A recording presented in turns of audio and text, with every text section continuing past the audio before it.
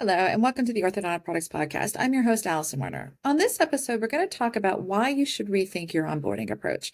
And to do that, I spoke with Cassie Kellner last fall. Cassie is the founder and owner of Everbloom, an orthodontic consulting firm. She has over 2 decades of experience in the orthodontic field, starting as a team member before turning to consulting, lecturing, and working as a practice coach. Here she talks about the differences between onboarding an employee with no orthodontic experience and a veteran coming from another practice, why your onboarding documents are probably longer than they should be, and how to use video and other tools to build a training resource library for your whole team. Here's our conversation. Cassie, welcome back again. Thanks for having me. This is so fun. I know. All right, so we're going to get a little personal here. So to start out, I'd love for you to share your experience as a team member. Can you talk about if you can go back, talk about what it was like when you started in your orthodontic office and your onboarding experience? Yeah. So it's 20 years this year that I started in an orthodontic practice. And, well, first of all, I'll say this. I answered a Craigslist ad, which that ages me, right? Yeah. And I worked for Rick McLaughlin in San Diego, who is an absolute gem of a human. Mm-hmm. It was a teaching practice, but because I didn't know much and I didn't understand orthodontics, right? Mm-hmm. I started this practice, and I started as a records technician, just to kind of catch my bearings and understand, and quickly moved into the clinic. So I then became a chairside assistant in his practice, and it was incredible. There were trainers, and there were clinical leads that were doing, the work. But the reality is 20 years ago, it was like, here's what we do, and here's your chair. And now you can get started. Right. Yeah. And so I think that for years and years, and to nobody's fault, there's the sink or swim approach was the norm. It was the absolute norm. And either you could cut it or you could not. Mm-hmm.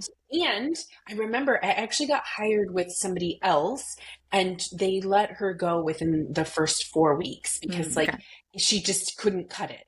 Yeah. And I was like, oh my gosh, is that going to happen to me? I was so young and new, and it didn't, thank God. But it was the sink or swim. And I feel, and I'm excited to talk about this too. Yeah. You can no longer do that. And so the sink or swim is how I learned. Yeah. There wasn't a lot written out. There wasn't a lot for me to review or to see. You got to see it maybe one time, and then you were in there, and it was like trial and error to work on patients sometimes. And I believe that teams now, 20 years later, they deserve more, and there are many more tools now for us to use to be able to do that. Okay. So before we go any further, what should be the goal of onboarding? Retention. I mean, we want, right? We want especially our people right to now. Stay. Yeah. Yes. I mean, we find these wonderful people, and by the way, And again, this is nobody's fault, but what's happening is maybe somebody's leaving abruptly, or we hired someone because we want to be a little bit overstaffed. And then all of a sudden we lose 1 or 2 team members, or something happens in somebody's life and they have to go out on an unexpected leave. And now we have these team members who have been promised training. They've been promised that we will walk them through everything in our practice. But now we just need the people to get in there and see the patients. And we're throwing them to the wolves. We're going back to the sink or swim approach. And we may even have the resources to train them, but now we don't have the time. Right. And so, time is everything. It's like the number one thing I hear in practices when I go in or work with them. It's like, yeah, we love all of this, but we don't have time to do this. And so while that is true, it's also up to them to be able to build in the time. I talk about this often, but the number one goal to onboarding is to eliminate as much of the gray area as possible and retain. Yeah. The more they know about your practice and how to do these things, from admin to clinical to lab processes, the more they want to stay. They understand how to do it. They feel secure in their job, in their career. Can you talk about how is there a difference between onboarding a new employee and an experienced employee? And by new employee, I mean someone like who is coming out of maybe a completely different field, like was working in a hairdressing office the week before and now is coming into an ortho office, because that is happening because hiring is an issue right now, or staffing is an issue right now. But then you've got the employee who maybe is jumping to a different practice after 20 years. What does that onboarding experience look like? Well, it's interesting. I mean, we could do a whole other podcast on the benefits of hiring somebody with no experience and the benefits of hiring somebody with a ton of experience, because those are dramatically different, right? I would say hiring somebody, they're in two separate buckets. Yeah. But there is quite a bit of overlap, because hiring somebody without any experience, they get to learn your way from the minute they walk in that practice. There's a phrase that I love hate in ortho, which is, well, this is great, but in my last practice we would. And so that experienced person is kind of pushing back against some of the things that you're doing, because they've always done it this way for the last 15 years. Yeah. But I would say this, your inexperience, you get to mold them. You get to teach them your ways, your verbiage. You get to start from scratch. The experienced team member is much faster. They come up to speed much faster because they understand orthodontics. And so they understand everything that you're telling them chairside. They may do it in slightly a different way, but we can always train them to do it our way. They go through that onboarding process much faster than somebody who has very little experience. So I think there's benefits. To both. Okay. You talked a little bit before about some of the problems with onboarding right now, and the big one is time. That's kind of what's creating some of the problem. Can you talk a little bit more, because you've now been working as a consultant for almost a decade? What are you seeing when you go into a practice? What are you seeing that's right in terms of onboarding, and what are you seeing in terms of what's wrong? Yeah. What's right is actually having SOPs, so standard operating procedure, for anything in your practice. That's what's right. Here's what's tough. When you have these SOPs, you haven't touched them in 7 years, and somehow this printed PDF is like on the floor of somebody's car. They had good intentions on reading it, but they're not really going to go in and read 72 pages of your onboarding manual. Like, it's just in 2024. You had really good intentions 10 years ago. It's just not, it's not going to happen anymore. But here's the good thing. You're already one step ahead because you've written out these SOPs. All we have to do now in 2024 is simplify them. My recommendation for anyone who's starting to write out SOPs is get rid of the fluff. Like, make them as clear and concise as humanly possible. We live in bullet format. Eliminate the paragraphs. Nobody's reading that. Nobody's reading the paragraphs in here. True. It has to be short, right? We live in like this scroll world. It has to be short and sweet. And so the good news is, if you have the manual, dust it off and simplify it. If you don't have anything, then you get to start from scratch with starting to simplify your SOPs. So I would say to anybody out there, just start, create a list of SOPs to create and start creating them. The other layer to this is video, right? Creating training videos. Unfortunately, we again live in this scroll immediate gratification world. And we like to have very short, clear, and concise videos. You know, Mm-hmm. a lot of practices have, through their management software, they have videos in there that are for training purposes for their for their patients. They can also Ah. use those to train their team members. So Mm-hmm. if I come in with no experience and you tell me to put on a class 2 elastic, I'm like, yes, okay. But I have no idea what Yeah. class 2 means. So there's resources out there for practices. You don't have to reinvent the wheel here, you know, Mm-hmm. but I would say, you know, be clear and concise, have written SOPs, remove the paragraphs, keep your training videos under 2 minutes.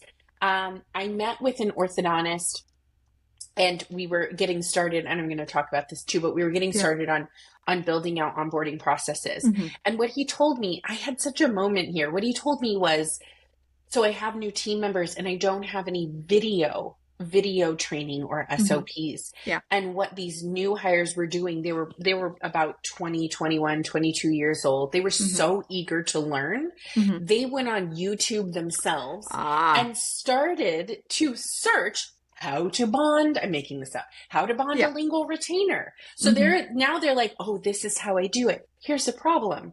Every practice does it so differently. They use Right. different products. They use different techniques. And so if you have team members that are eager, but you don't have anything to deliver, they're Yeah. going to, I mean, everything is on Yeah. our phones, right? They're Mm-hmm. going to find it somewhere else.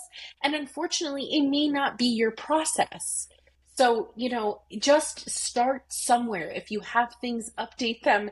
If you Mm-hmm. don't, create a list and get started. Who should be tasked with building kind of this onboarding resource library? Oh, good question. So you should have, most teams, and by the way, if you're a very, very small team and you're listening to Mm-hmm. this and you don't have a clinical lead, that's okay. But most teams should have a clinical coordinator, clinical lead, but that you can, if you have a smaller team, I typically say your clinical lead and your clinical trainer can Mm-hmm. be the same person. Okay. If you have a very large team, so I would say 5+ chairs, right, Mm-hmm. in your clinic, you should have a designated trainer Okay. for your practice. They Okay. should be writing out these SOPs, Mm-hmm.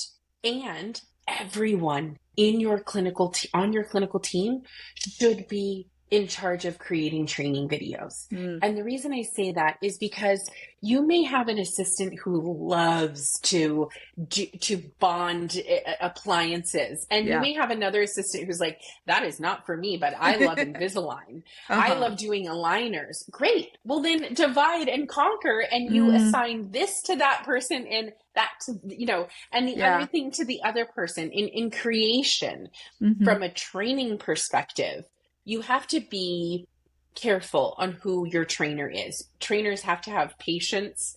They have to be willing to answer the same questions over and over Mm-hmm. again. Yeah. They have to be able to move quickly, and trainers also have to be willing to let people make mistakes and ask questions, because if they don't, and this happens a lot because orthodontic practices are quick, right? Mm-hmm. People typically will jump in and just do it for you. Yeah. And if you're constantly doing that, then people are never learning. Mm. So I do recommend that you have designated trainers, admin trainers, clinical trainers, lab trainers in your team that are not only doing hands-on training, but they are starting to create these resource boards and libraries for your team as well. Well, and these materials, this kind of resource library for the onboarding, it can also be used for team members as new things come available, or new techniques or new products, and you need to train everybody. The same information is still valid for your new employees too, and can just go in that onboarding center. Yeah.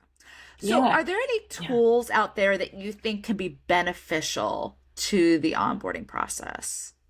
I mean, there's a number one tool that I live by. Yeah. There's a tool called Trainual. It's like a play on training and manual. Okay. It is not, I wish I created it. It is not my product, but it is a Uh-huh. product that I use. Okay. I have become a certified coach through them. So I build out onboarding playbooks within Trainual. It is brilliant. So it doesn't matter the role in your practice. You could build an onboarding for a treatment coordinator. You can build onboarding for a scheduling coordinator. You can build onboarding for clinical or lab lead, right? And so not only is it SOPs and it's interactive with videos, it's digital. So there is no more PDF on the floor. Yeah. There's no more PDF scrunched in somebody's locker. You know, it's clear and concise, and it's manageable. You also, as leads, can view subject matter. So you know that somebody has completed a subject. You know that, you can group individuals. You know what people are working on. You can embed quizzes and assessments to really gauge where people are. And here's my favorite piece, even though there's a lot of good pieces. Like you just said, Alison, when you have a new SOP, or let's say you update a process, we don't like this bonding material anymore. We're using this now, and this is how we're doing it. Or we're not using this report anymore. We're going to use this report to run this. There's a notify button. So if you change an SOP, you click the notify button and it blasts it out to your entire team. Okay. They're like, hey, everyone, we've made a massive change and we want all of you to be able to check this off. So, essentially just go digital. Go digital so that you can manage what people are doing. Videos and written SOPs are absolutely the way to go. That's not going to eliminate the human trainer interaction. You still have to show people what to do. And, but if you have these three elements, I promise you, I've seen it, you will retain longer. Your team will be happier if you create a true onboarding process for your team. All right. What's your kind of last words of wisdom on onboarding that you want our audience to take away? Honestly, just start somewhere. September, this is actually really good. So when anybody ever hits the month of September, everyone knows, it's typically in orthodontics when you're in September, you feel the lull, like right when school starts, you feel your mornings are a little less chaotic and hectic. Have a plan, build out what you actually want to fill in. So if it's ongoing forever. All of this stuff is always changing. Build out templates so your team can just plug and play these SOPs. If somebody has a question, they don't know what to do with something very specific in your practice, and then they find the answer and it's like a magical moment, have them write it out. Have them do a screen record. You can be creating SOPs throughout the day as people go through this. On admin days or non-doctor days, as leaders and trainers, start somewhere. Create a list of SOPs that you want to have for your practice.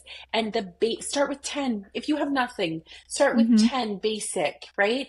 For each role, it is really, really important because in my opinion, you cannot truly scale your practice if you do not have your processes written out, and you cannot onboard without written out and training processes. Yeah. One more question, because it just came to me. I love this. How long should the onboarding process go for a new employee? This is a great question. So, okay, I will say this. Everyone wants it we want it immediate, right? Yeah. And I typically say it's always a 90-day onboarding. Always, no matter what. Now, that does not mean your team will be fully trained by 90 days, right? We are just giving them as much information and training them in the first 90 days, one, to see if they like us, and two, to see if we like them. And this is really working. Mm-hmm. And then we always extend that to the first 6 months. Okay. So the reason why I say onboarding and making sure that you have checklists and using a tool like Trainual is to make sure that we're not only keeping the new hire accountable, but we're also keeping the trainers accountable. Because they can go, well, wait, I thought we went over that and we're a year in and we've never touched on this process or how to do something, right? Mm-hmm. So you're always going to create a 90-day onboarding. You're going to extend it by 6 months after that as more of a resource, right? But I would say most team members are not fully comfortable for the first year in an orthodontic practice. Okay. So I would encourage people to give it some time. Okay. All right. Well, Cassie, thank you so much again for joining me. And if anybody is interested in learning more or working with you, where should they go?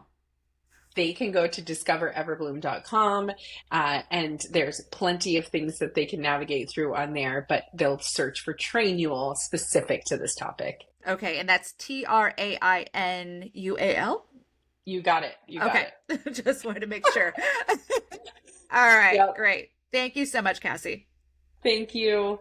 As always, thank you for joining us. Be sure to subscribe to the Orthodontic Products Podcast to keep up with the latest episodes. And be sure to check out orthodonticproductsonline.com to keep up with the latest industry news. Until next time, take care.